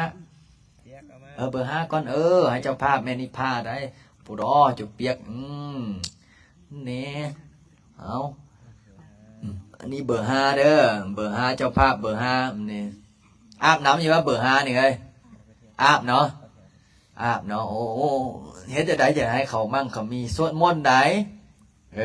เบอร์5แป๊บนึงก่อนเบอร์5แม่นิพาจัวเปียกเนาะจัวเปียกจัวติ้งจัวทักษิณฮับให้แล้วเบอร์5เอาเข้าบอลเบอร์5มีเจ้าภาพแล้วเอาเบอร์ยังนี่เบอร์8ชื่ออยู่ที่เจ้าภาพชื่อจังไดโอ้พอออกกงโอ้ชื่อดีนะมูเนาะมื้อแรงสวดพิเศษให้เราได้สวดมนต์นั่งสมาธิมื้อให้เรามั่งให้เรามีให้เรารวยได้เด้อนะสังวานนะเบิ่งหยังเฮ้ยคือตามูสูงเด้อเว้ยพยายามไต่ตาต่ำได้แม่ไต่ตาสูงมุกก็ลงสะคองทางหมดก็เว้ยอันนี้เราว่าเบิ่งปานว่าเบิ่งดาวอยู่บนฟ้าเว้ยเอาเบอร์หยังชื่ออยู่ติเบอร์8เอาผู้ใดเป็นเจ้าภาพให้เจ้าอย่าบอกเด้อเอาชื่อหยัง เบอร์ยังไงเบอร์แปดผู้ใดเป็นเจ้าภาพฮะแล้วขอสิได้เอาออกจากห้องเบอร์แปดแล้วเว้ยฮะเบอร์ยังฮะฮะพอออกยังพอออกกงรอดไปมึงวะเกือบขอยึดห้องคืนเว้ยเอาสาธุพอออกกงเนาะชื่อไหนเมื่อแรงกระท่องให้ว่าโอ้พอออกกงเอ้ยให้เจ้ามั่งให้เจ้ามีให้เจ้าร่ำเจ้ารวยภาวนานี่มัดคืนเลยเด้อชื่ออะไรชื่อที่คำภาวนาเอาซื้ออย่างไรวะบอซื้อแล้วเจ้าภาพนี่นะซื้ออย่างไรเอาจะว่าลืมอีกอ่ะกูว่าแล้วนะฮะชื่ออย่างไรเจ้าภาพพอออกกงไปท่องไว้เด้อเอาข้าวบ้อนละเบอร์แปดเนาะอันนี้เบอร์ยังไงอันนี้เบอร์3ได้อันนี้แม่โมได้เป็นเจ้าภาพเนี่ยแม่โมอยู่อเมริกาพุ่นนะครับเป็นเจ้าภาพเบอร์3งามดีวิเศษเมื่อก่อนเราส่งเสียงมาละเบอร์สาธุเอาน้ำเบอร์1กับน้ำเบอร์3เอาน้ำเบอร์1กับเบอร์3พะโทดับเบิ้ลพุ่นเฮ้ยใส่เลยเฮ้ยเบอร์1นะเจ้าฝนมาเกือบตายกูเกือบบ่มีบ่นอนเบิ่งก่อนแป๊บเบิ่งก่อนเบอร์1กับเบอร์3เนาะแม่โมกับแม่แมวได้เบอร์1กับเบอร์3นี่เอาแม่แมวนะพ่อเบอร์1กับเบอร์3มาแล้วตอนนี้เบิ่งก่อนได้จากห้องแล้วเฮ้ย4แล้วเอาวะมึงบ่ได้มื้อนี้ก็บ่ฮู้ว่ามึงเอาโจคิมเบอร์ยังไงเบอร์6วะอยากได้เจ้าภาพอยู่วะเฮ้ยอย่าลืมได้ถ้ามีเจ้าภาพในมื้อแรกให้นั่งสมาธิเมื่อคืนได้บางก่อนอันนี้จัวอันนี้บางก่อนจัว4จัวนี้บางก่อนจัวฝนเอาอย่างนี้มื้อแรกเฮาไปนั่งสมาธินำกันเนาะถ้าห้องใดบ่มีเจ้าภาพให้ไปพักผ่อนเนาะเฮ้ยเอาบ่เฮาละนั่งพิเศษเฮาอันนี้เบอร์จัวฝนนี่เบอร์1อันนี้เบอร์3ชื่อที่เจ้าภาพชื่อจังได๋แม่โมนะเอาสัตว์ทุเรื่องมื้อแรงไปนั่งสมาธินำกันหลังจากสวดมนต์แล้วเฮาเอาได้แล้วเบอร์เบอร์5บ่ดูเบอร์5ดอยบางคนเบอร์5ผู้ใดฮะเบอร์5ได้แล้วเนาะเบอร์8มึงจะมาลุกเลยแม่เอาเบอร์8ได้แล้วเนาะโจคิมเบอร์ยังอ่ะเบอร์6โจคิมหน่อยเบอร์6แม่เมตตาได้แม่เมตตาเบอร์6จากนอร์เวย์เอามาเบิ่งดูเฮ้ยเจ้าภาพเบิ่งดูเบอร์6แม่เมตตาเบอร์6แม่เมตตาเบอร์6ตอนนี้ได้1 2 3 4 5แล้วเอาเบิ่งดูพอนั่งสมาธิเมื่อคืนนะเขาเจ้าแท้เจ้าบัดนี้ทีมอันนี้ด้อยทีมเบอร์6นะเบอร์6นี่อธิษฐานดีๆได้มื้อแรงนี่นะอธิษฐานให้เราได้เงินได้งานเฮงๆให้รวยปังๆด้อยเบอร์6โจคีมเนาะโจคีมกับโจยังโจคีมกับโจกองคำเบอร์6แม่เมตตาครับเป็นเจ้าภาพในห้อง1เบอร์6โจคิมอย่าลืมไหนอธิษฐานว่าจะไดอธิษฐานให้เราถึงรถโต้จากนอร์เวย์ถึงรถโต้สิสร้างวัดเฮาแม่เมตตานี่สร้างพระสร้างวัดชลประจานก็ถ้าคิดเป็นเงินบาทก็หลายล้านบาทละได้หมดนะได้อุปถากเอามื้อแรงอย่าลืมไหนให้คำมั่นสัญญาที่ไรไปนั่งสมาธิเอานั่งสมาธิจงข้ามนั่งวะนั่งเอากูได้นั่งสมาธิย้อนโจคีมแล้วปะเนี่ยอันนี้ส่งโจคีมได้ชื่ออยู่ที่เจ้าภาพชื่อจะไหนแม่เมตตาได้เป็นเจ้าภาพให้เอาเบอร์6แม่นิพาเบอร์5พอออกกงเบอร์8แม่โมเบอร์3แม่แมวเบอร์12ให้น้องเขาหารกันใส่เด้อแล้วก็แม่เมตตาเบอร์6เอาเบอร์สุดท้ายพวกนู้นผู้ใดสิครับเป็นเจ้าภาพบัดนี้เฮาเบิ่งก่อนคิดว่าได้บ่เฮ้ย เบิ่งมาเบิ่งก่อนว่าเบิ่งยังเหลือจากห้องเลยเบิ่งก่อนเด้อแป๊บเบอร์ใดเนาะสิเป็นเจ้าภาพต่อมันอีกกี่ห้องละอีก3 ห้องโอ้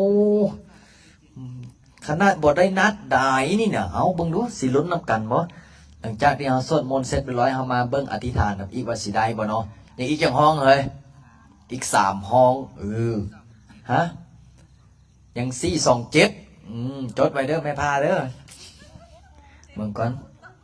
โอ้แม่พาว่าเลขเต้ากูบ่เอาด้วยเบิ่งก่อนเลขเบอร์5มีแล้วเบอร์8มีแล้วเบอร์6มีแล้วเบอร์3มีแล้วเบอร์1มีแล้วยังเบอร์4เบอร์2เบอร์7เบอร์4ผู้ใดเบอร์4ผู้ใดจัวเศรษฐีจัวอ้วนจัวใดจัวทองพันแก๊งบ่อาบน้ำเว้ยเบอร์2ผู้ใดจัวป๋าจัวนี่กับผู้ใดกูว่าแล้วนะแก๊งบ่อาบน้ำนี่แหละมันจะบดไล่น้ำเขาเนี่ยเอาเบอร์7ได้ล่ะเบอร์7ปาแสดงว่าซุ่มนี้ต้องได้เฮ็ดบุญอีกแหละต้องได้สวดมนต์เลยละยัง3 ห้องบ่เนาะเบอร์ถ้าแม่นก่อนที่สวดมนต์นี่มันยังมีเจ้าภาพอีกเลยแม่นปาฏิหาริย์สุดๆเลยรอลุ้นนับกันอีกนาทีนึงลองเบิ่งดูเอาเบิ่งเนาะเบอร์ใดเป็นไปได้เอามาเบิ่งดูเฮ้ยเบิ่งหน้าเบิ่งตาเนาะเบอร์ที่ยังบ่ทันมีเจ้าภาพเนี่ยเนาะเอากุ้มเบอร์2ก่อนเอาเบอร์2มาเบิ่งดูเบอร์2ปะโทสมพรบ่ได้น้ำเขาเอาเบิ่งดูเบอร์2นี่เบอร์2ได้เบิ่งก่อนให้เบิ่งหน้าเบิ่งตาเบอร์2กับปะโทนี่อาบน้ำอยู่บ่เฮ้ยเบอร์2ได้นี่น่ะเบอร์2นี่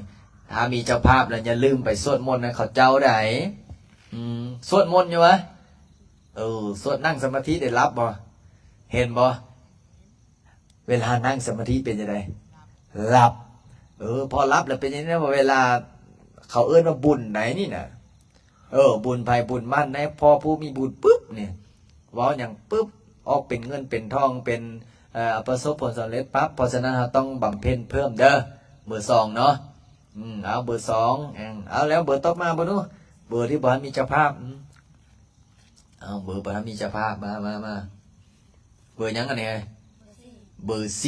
4หมอนี้น่ะนั่งสมาธิแล้วหลับนะอ้วนๆนี่เราไปได้นั่งหลับมั้ยเขาซ่านบ่หรือว่านั่งหลับซื่อๆหลับเบอร์4เนาะนี่เนาะเบอร์4ได้เดี๋ยวสิหาเจ้าภาพให้สวดมนต์สวดมนต์ภาวนาเก่งๆได้เอาเบอร์ต่อมาใส่ละป้าเบอร์นี้มีแต่ผู้ใหญ่ๆอยู่เฮ้ยอันนี้ส่งน้อยแท้ว่าพวกนี้แม่นบ่ถูกศาลาเสื้อเขาบ่วะเบิ่งอันนี้จั่วนึงว่าจั่วบ๊อบบี้แม่นว่าจั่วบ๊อบบี้นี่จั่วยังนี่จั่วไซซอนอันนี้จั่วอ้นนั่นแหละไปกัดต้นไม้ไผ่หลายเอาจะมีเจ้าภาพอยู่บ่ถ้าเบิ่งเด้อ3 ห้องนี่ผู้ใดสิได้เป็นเจ้าภาพก่อนกันเด้อรอลุ้นนำกันเอาสาธุเอาได้ละสำนี้แล้วเฮาโอ้ได้จักห้องเลย1 2 3 4 5ได้5 ห้อง58เท่าใด58 40แม่นบ่โอ้58 40ก็เท่าใดจักหมื่น40,000น่ะจักหมื่นติ้ง40,000น่ะจักหมื่น40,000 40,000นี่จักล้านกีบ40,000นี่จักล้านกีบล่ะนับเบิ่งแม่ห้องละ5น่ะ45ก็เป็นอะไร45ก็20ว่าเฮ้ยไม่แม่นอยู่ว่า40,000ละ20ละโอ้มันสัก8เนาะเอาถ้าไล่เป็นเงินกีบคือว่าถือกองเงินบาทเนี่ย5 4 20ก็ถึก20 ล้านแต่เงินกีบเนาะ เป็นเงินบาทดีกว่าหน่อยเนาะ เอาสาธุสาธุนี่แหละตอนนี้เราหาปัจจัยมาจ่ายค่าห้องลูกโจลูกเนนได้40,000 บาทนี่พอออกไม่ออกเพิ่นผู้มีจิตศรัทธาแน่เบาล่ะนะคณะบริหารส่วนกระถางเงินล้านได้นี่นะถ้าส่วนกระถางเงินล้านยังได้หลายคนนี้อีก3 ห้องเดี๋ยวมอบให้พระเป็นลูกศิษย์อาจารย์บ่ไล่เนาะให้อาจารย์บ่ไล่แล้วหาเลขหาน้อยหาเก็บหานั่นมาจ่ายค่าห้องได้เสร็จเรียบร้อยเราต้องทำความสะอาดได้จังสีล่ะบ่พระอาจารย์เบิ่งเอาความยากการหาปัจจุปัจจัยมาสร้างวัดสร้างว่าพอออกไม่ออกเพิ่นก่อนสิได้กินได้ทานนะโอ้เพราะฉะนั้นเราเครื่องของเป็นสบกสบงเครื่องใช้ของซอยเราต้องเก็บต้องความสะอาดสะอาดเนี่ยเห็นบ่เฮาเฮ็ดสะอาดวัดนะเขาเจ้ามาเห็นก็โอ้วัดอาจารย์ลินคือสะอาดแท้มาแล้วสบายจิตสบายใจสบายอกสบายใจมากราบมาไหว้เจ้าปู่เจ้าย่ามาขอพรพระพุทธพระธรรมขอพรพ่อแม่ครูบาอาจารย์กลับไปเฮือนแล้วเฮงแล้วรวยแล้วปังเนี่ยเห็นบ่พอออก1ครับมาขอเมียบอกว่าโอ้ข้าน้อยนี่สวดมา7-8 ปีแล้วอาจารย์ตั้งแต่เลิกกับเมียนี่ข้าน้อยก็เลยวันนี้มาขอพรอาจารย์ว่าซั่นอยากได้เมียเมียก็ขอให้เป็นคนหูผู้ดีนะได้พอมาขอพรพระอาจารย์ว่าโอ้เจ้าก็หน้าตาดีปานนี้มีรถมีเฮือนเป็นเจ้าของธุรกิจนี่สิยากหยังให้ไปให้มาได้เมียพอได้เมียปุ๊บมากราบขอพรพระอาจารย์เมียก็เป็นลูกศิษย์นี่ก็ดีใจนำแล้ววันนี้คือไม่ใหญ่นึงมาแต่ทาราชนะเนาะมาแต่ทาราชหูยที่ทาราชบ่อนใดบ่อนเฮาไปสวดมนต์ให้เขาเจ้าขายที่นะอ้างน้ำเงินมันใกล้สิได้ขายอะไรเขาเส้นสัญญาอะไร2 ล้านกว่าดอลลาร์เนี่ยนะถ้าได้ขายปุ๊บเนี่ยเขาก็สิได้นำปัจจุปัจจัยมาช่วยเฮาสร้างศาลอย่างน้อย100,000 กีบ 200,000 กีบก็เอานะเนาะก็มีจิตศรัทธาเสร็จเรียบร้อยมาขอพรแม่ใหญ่อยู่ทาราชนะบอกโอ้อาจารย์ข้าน้อยนี่เป็นแม่หางแม่ไม้อายุ58แล้วว่าซั่นอยากได้ผัวธรรมดาบ่เอาได้เอาผัวหยังเอาผัวจีนผัวฝรั่งบ่เอามันบ่ฮู้ภาษาจีนยังพอปูปาก็เลยพระอาจารย์บอกโอ้จะได้ผัวจีนสิยากหยังไปทางใดแต่สังเจียงนี่แหละมาเห็นหลายเนาะได้เห็นในตาเขาลงเฟซนะบ่เห็นว่าอ้วนๆตูอุปุอยู่ปานว่าปะปูส่วนเคลื่อนคือว่าหน่อยได้เห็นเราเซ้ยแน่เท่าแก่จีนนะเรื่องเงินเรื่องคำบ่ฮู้แล้วว่าขอได้ผัวจีนก่อนพอได้เอาไว้อ้างหมู่เนี่ยอันนี้ส่งของไผของมันได้เพราะฉะนั้นแล้วมื้อนี้ยังเบอร์ใดเบอร์2เบอร์4เบอร์7จดไว้เด้อ247เด้อมื้ออื่นนี่ล่ะสิให้แม่พาเอาไปเฮาสวดมนต์บัดนี้นะเบิ่งก่อนผู้ใดเนาะสิหาเป็นเจ้าภาพอีกสักทักมาแล้วเอาไปแป๊บนึงก่อนนะเบิ่งก่อนขอฟังเสียงก่อนหน่อยนะสาธุขอให้แม่นเจ้าภาพลุ้นไ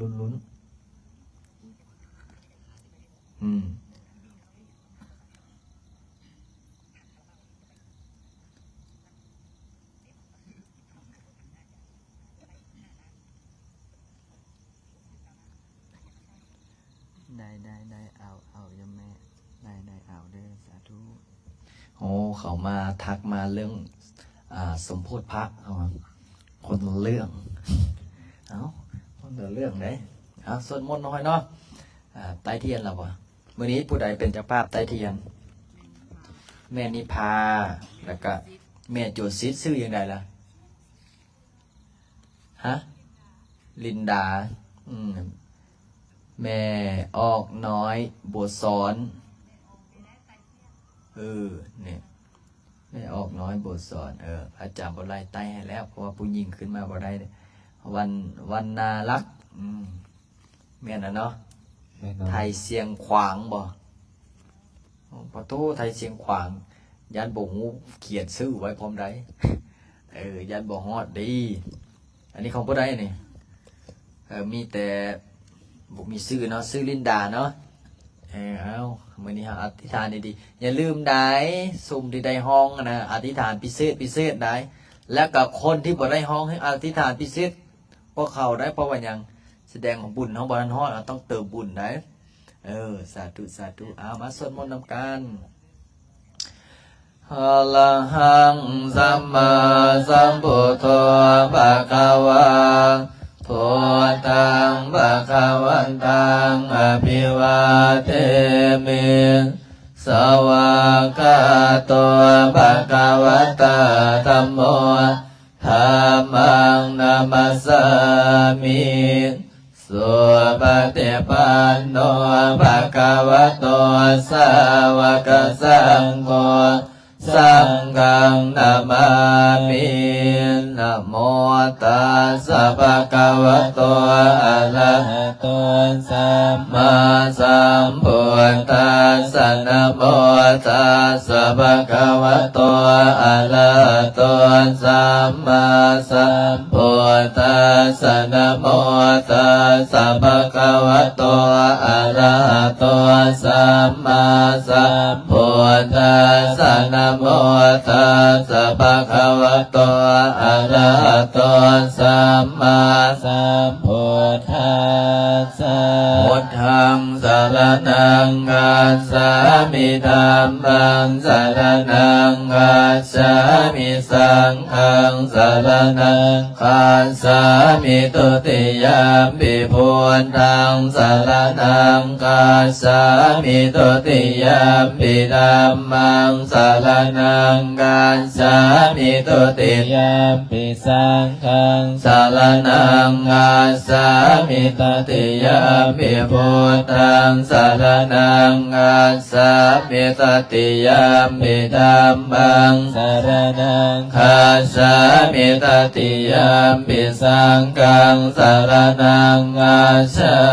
มิปันนติปาตาเวรมณีสิกขาปะทังสมาธิยามิอาทินาทานาเวรมณีสิกขาปะทังสมาธิยามิกาเมสุมิสาจาราเวรมณีสิกขาปะทังสมาธิยามิมุสาวาทาเวรมณีสิกขาปะทังสมาธิยามิสุลาเม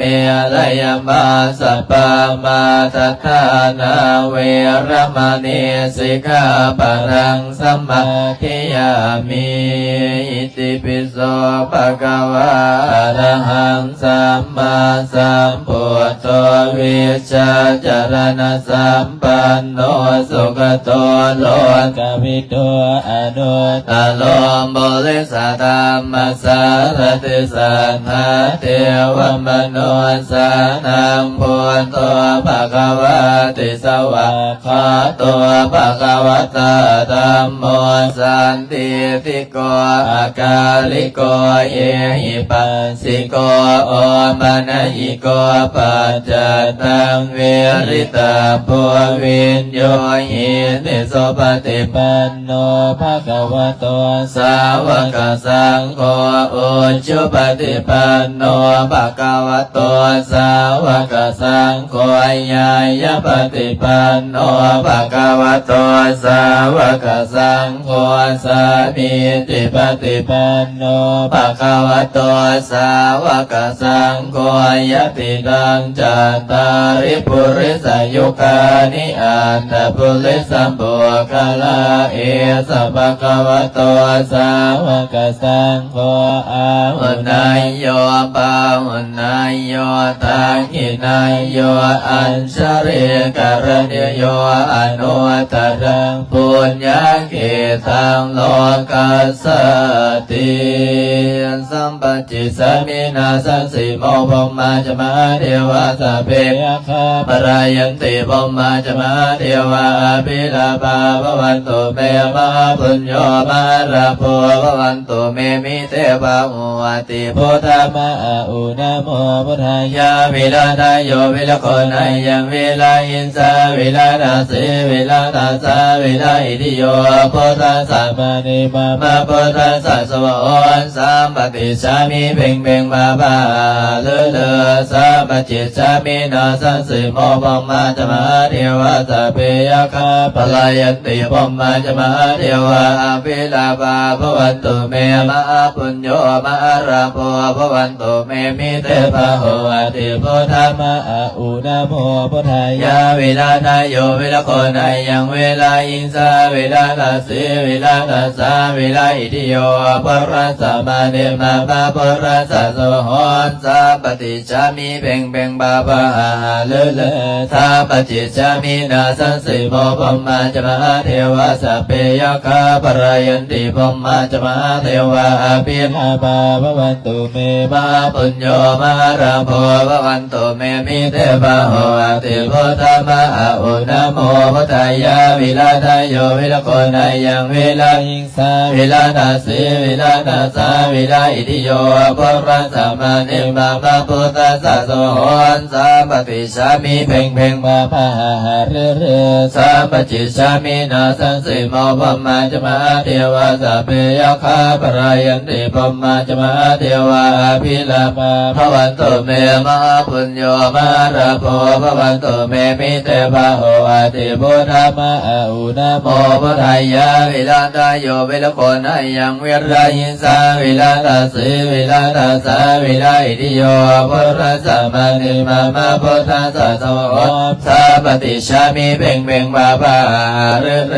สัพปจิสามินาสังสิโมปมาจมาเทวะสัพเพยคาปรายันติปมาจมาเทวะปิลาภาภวันตุเมมะปุญโยมาราโภภวันตุเมมิเตภะโห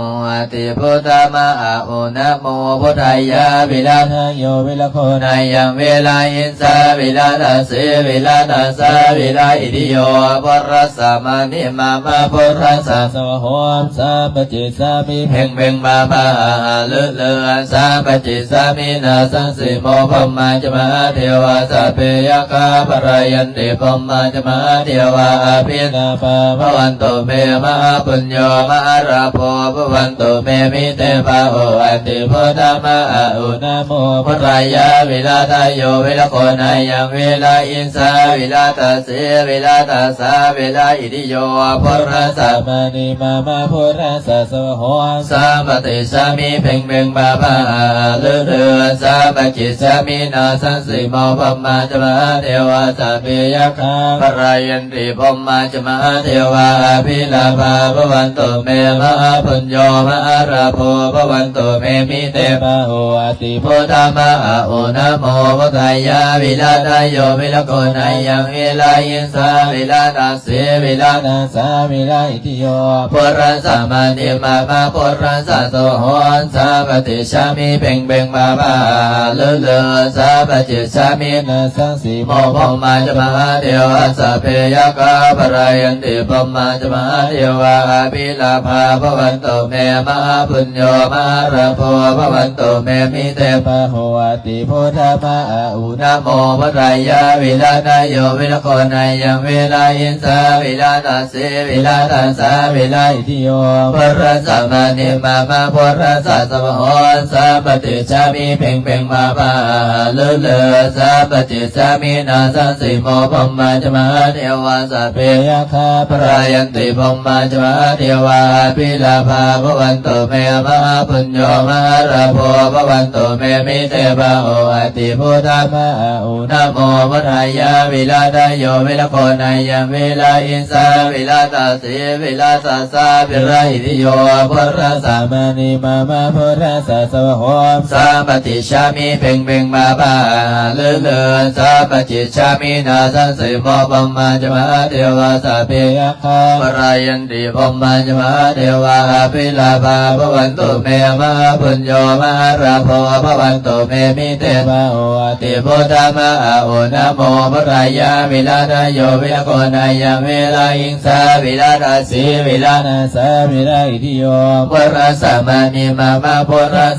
หอนสัพปติสามิเพ่งเพ่งมาภา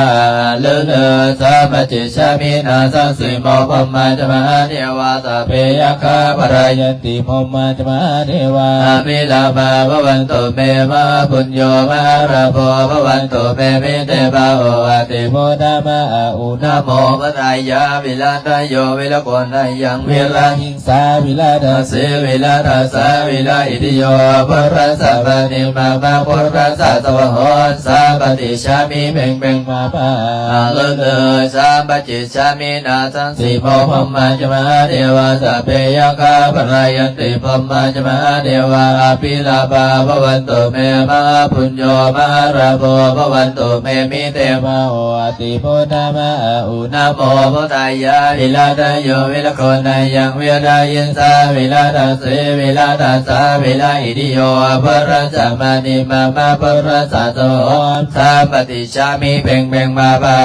เลเลสาปฏิชามินาสังสิโมพมมาจมาเทวาสัพเพยคาปรายันติพมมาจมาเทวาอภิลาภาภวันตุเมมหาปุญโญมหาราโภภวันตุเมมิเตภะโออติโพธามะอุนะโมพุทธายะวิลาทโยวิลโกนายังวิรายิงสาวิลาทาเสวิลาทาสาวิลาอิติโยปุรัสสะมานิมามาปุรัสสะสวะโหสาปฏิชามิเพ่งเพ่งมาปะเดือดสาปจิสามินาสันสิโมพมมาจมาเทวาตาเปยคาปรายันติพมมาจมาเทวาอภิลาภาภวันตุเมมหาปุญโญมหาราโภภวันตุเมมิเตมะโออติโพธามะอุนะโมพุทธายะวิลาทโยวิลโกนายังวิลายินสาวิลาทาสีวิลาทาสาวิลาอิติโยปุรัสสะมานิมามาปุรัสสะโสโหสาปฏิชามิเพ่งเพ่งมาปะเลเลสาปจิสามินาสังสิโมพมมาจมาเทวาสัพเพยคาปรายันติพมมาจมาเทวาภิลาภาภวันตุเมมหาปุญโญมหาราโภภวันตุเมมิเตมะโออติโพธามะโอนะโมพุทธายะวิลาทโยวิลโกนายังวิลายินสาวิลาทาเสวิลาทาสาวิลาอิติโยปุรัสสะมานิมามาปุรัสสะสวะโหสาปฏิชามิเพ่งเพ่งมาปะเลเลสาปจิชามินาสันสิโมพมมาจมาเทวาสัพเพยคาปรายันติพมมาจมาเทวามิระมาภวันตุเมมหาปุญโญมหาราโภภวันตุเมมิเตภะโออติโพธามะอุนะโมพุทธายะวิลาทโยวิลโกนายังวิลายิงสาเสวิลาทาสาวิลาอิติโยปุรัสสะมานิมามาปุรัสสะสวะโหสาปฏิชามิเพ่งเพ่งมาปะเลเลสาปจิสามินาสันสิโมพมมาจมาเทวาสัพเพยคาปรายันติพมมาจมาเทวามิลาภาภวันตุเมมหาปุญโญมหาราโภภวันตุเมมิเตภะโออติโพธามะอุนะโมพุทธายะวิลาทโยวิลโกนายังวิลาอินสาวิลาทาเสวิลาทาสาวิลาอิติโยปุรัสสะมานิมามาปุรัสสะโสโหสาปฏิชามิเพ่งเพ่งมาปะ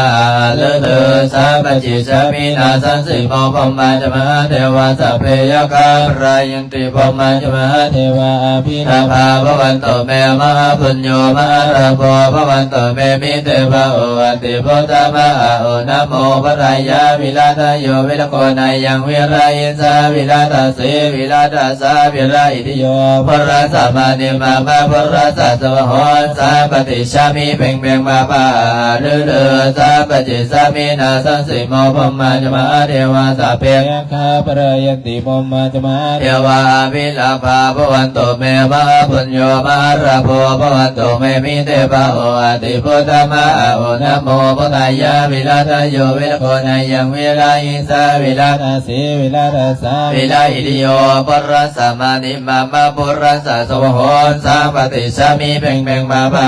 เลเลสาปจิสามินาสันสิโมพมมาจมาเทวาสัพเพยคาปรายันติพมมาจมาเทวาภิลาภาภวันตุเมมหาปุญโญมหาราโภภวันตุเมมิเตภะโหอติโพธามะอุนะโม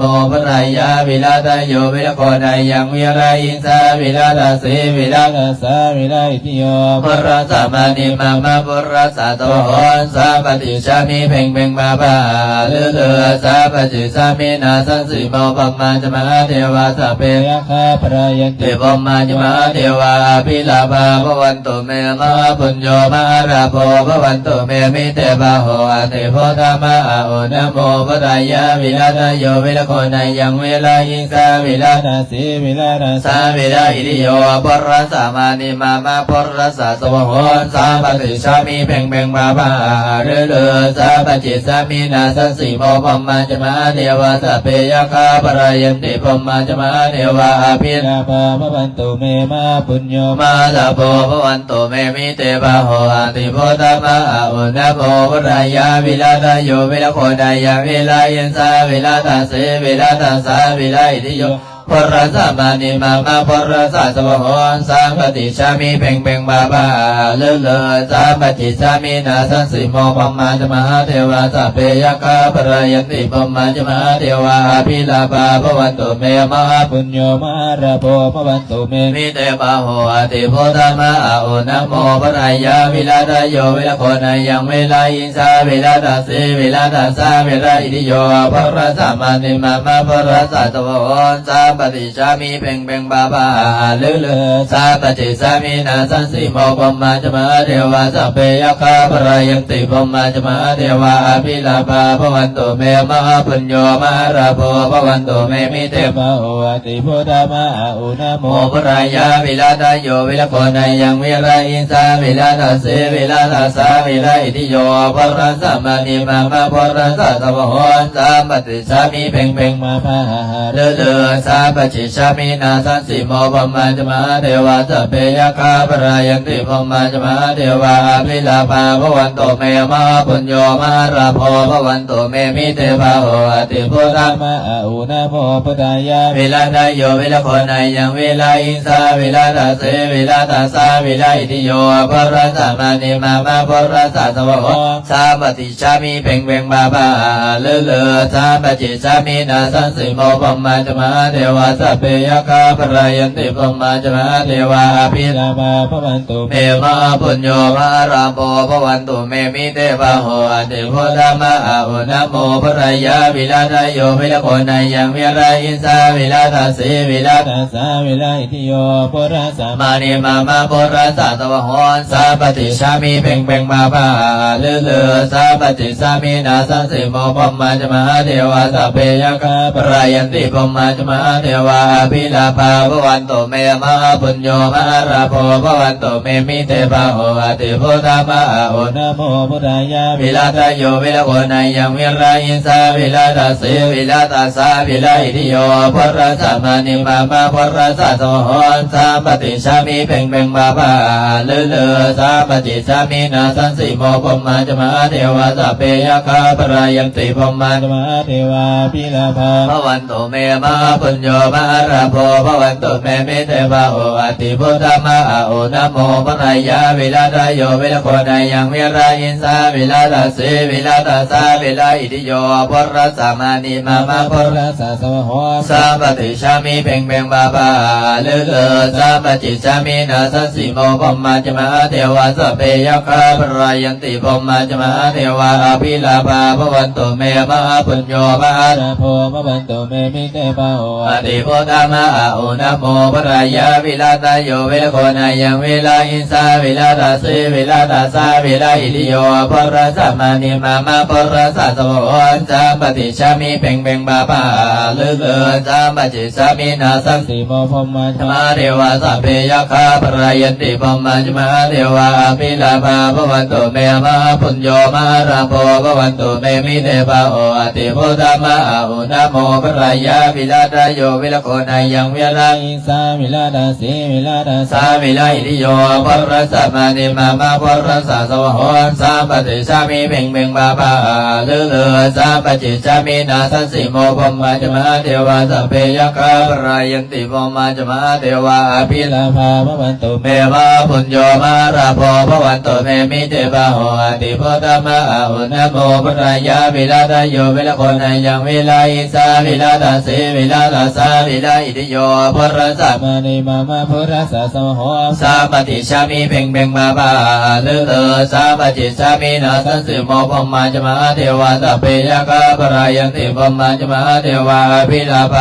นตุเมมหาปุญโญมหาราโภภวันตุเมมิเตปะโหอติโพธามะอุณโมปรายาวิลาตโยวิลโคนายังวิราอินสาวิลาตาเสวิลาตาสาวิลาอิติโยปรสามานิมามาปรสาสวะโห สัมปติชามิเพ่งเพ่งมาปาเลือเลอสัมปติชามินาสันสีพอพมาจะมาเทวาสัพเพยะคารายมติพมาจะมาเทวาพิลาภาววันตุเมมาปัญโยมาราโภภวันตุเมมิเตภาโอติพุทธามาอุณโมภรายาวิลาทโยวิลโกนายังวิรายินสาวิลาทัสสิวิลาทัสสาวิลาอิติโยภรสัมมานิมามาภรสัสสวะสัมปติชามิเพ่งเพ่งมาปาเลือเลอสัมปติชามินาสังสีโมพมาจะมาเทวาสัพเพยะคาปรายันติพมาจะมาเทวาพิลาภาภวันตุเมมาปุญโยมาราโภภวันตุเมมิเตภาโอติโพธามาอุณโมพุทธายาวิลาทโยวิรโกนายังวิรายิงสาวิลาราสีวิลาราสาวิลาอิติโยภรสัมมานิมามาภรสัสสวะสัมปติชามิเพ่งเพ่งมาปาเลือเลอสัมปติชามินาสันสิโมพมาจะมาเทวาสัพเพยะคาปรายันติพมาจะมาเทวาพิลาภาภวันตุเมมาปุญโยมาราโภภวันตุเมมิเตภาโอติโพธามาอุณโมภรายาวิลาทโยวิลโกนายังวิลาอินสาวิลาทัสสิวิลาทัสสาวิลาอิติโยภรสัมมานิมามาภรสัสสวะสัมปติชามิเพ่งเพ่งมาปาเลือเลอสัมปติสามินาสันติโมพมาจะมาเทวาสัพเพยะคาปรายันติพมาจะมาเทวาพิราภาภวันตุเมมาปุญโยมาราโภภวันตุเมมิเตภาโหติโพธามาอุณโมพุทธายาวิลาทโยวิรโกนายังวิรายินสาวิลาทัสสิวิลาทัสสาวิลาอิติโยมรสัมมานิมามาพุทธัสสะสวะโหสัมปติสามิเพ่งเพ่งวาภาเลอเลออิติปิโสวิเศษเสอิเยเสเสพุทธนามิอิเมนะพุทธตังโสอิอิโสตังพุทธปิติอิติปิโสวิเศษเสอิอิเสเสพุทธนามิอิเมนะพุทธตังโสอิอิโสตังพุทธปิติอิติปิโสวิเศษเสอิอิเสเสพุทธนามิอิเมนะพุทธตังโสอิอิโสตังพุทธปิติอิติปิโสวิเศษเสอิอิเสเสพุทธนามิอิเมนะพุทธตังโสอิอิโสตังพุทธปิติอิติปิโสวิเศษเสอิอิเสเสพุทธนามิอิเมนะพุทธตังโสอิอิโสตังพุทธปิติอิติปิโสวิเศษเสอิอิเสเสพุทธนามิอิเมนะพุทธตังโสอิอิโสตังพุทธปิติอิติปิโสวิเศษเสอิอิเสเสพุทธนามิอิเมนะพุทธตังโสอิอิโสตังพุทธปิติอิติปิโสวิเศษเสอิอิเสเสพุทธนามิอิเมนะพุทธตังโสอิอิโสตังพุทธปิติกายวาจาจิตังอาหังวันตานาคาธิบดีวันดัมสันสิริจันดานาคารภิสุทธิเทวาภูเชมิเมตัญจมาราโภปิโยนาคกันธาปริตังกายวาจาจิตังอาหังวันตานาคาธิบดีวันดัมสันสิริจันดานาคารภิสุทธิเทวาภูเชมิเมตัญจมาราโภปิโยนาคกันธาปริตังกายวาจาจิตังอาหังวันตานาคาธิบดีองค์ดัมสันสิริจันดานาคารภิสุทธิเทวาภูเชมิเมตัญจมาราโภปิโยนาคกันธาปริตังกายวาจาจิตังอาหังวันตานาคาธิบดีองค์ดัมสันสิริจันดาภิสุทธิเทวาภูเชมิเมตัญจมาราโภปิโยนาคกันธาปริตังสัพเพสัตตาสัตตาหุนตุอเวราสุขชีวิโนขอให้สัตว์ทั้งหลายจงเป็นผู้บ่มีเวรต่อกันและกันจงเป็นผู้ดำรงชีพอยู่เป็นสุขรุ่งเมื่อเดินกาตามบุญยังปรมายังสัพเพปากีภวันตุเตขอให้สัตว์ทั้งสิ้นนั้นจงเป็นผู้มีส่วนได้เสวยผลบุญอันที่ข้าพเจ้าได้บำเพ็ญแล้วนำเถิดอรหังสัมมาสัมพุทโธภควาพุทธังภวันตังอภิวาเทมิสวากขาโตภควตาธัมโมธัมมังนัมสสามิสุปฏิปันโนภควโตสาวกสังโฆสังฆังนัมมามิสาธุ มีโชคมีราบสุขภาพแข็งแรงโชคดีเป็นเศรษฐีร่ำรวยเด้อเอารวยแล้วมาครับเป็นเจ้าภาพกุฏิช่วยไอ้จวนน้อย สาธุสาธุเตรียม1 2 3 อัญชลีวันทาอภิวาทอัญชลีวันทาอภิวาทอัญชลีวันทาอภิวาทอัญชลีวันทาอัญชลี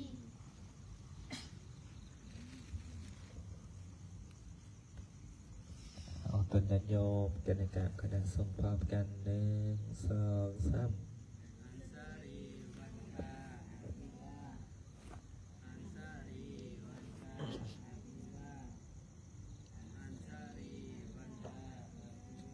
ลำดับต่อไปพร้อมกันตั้งจิตตั้งใจครับพรเด้อ สุขิติกาโยโคภาวะอภิวาทนาสิลิสันนิจังวตาปัญจนิโนจัตตารโอธัมมาวันตันติอายุวันโนสุขัง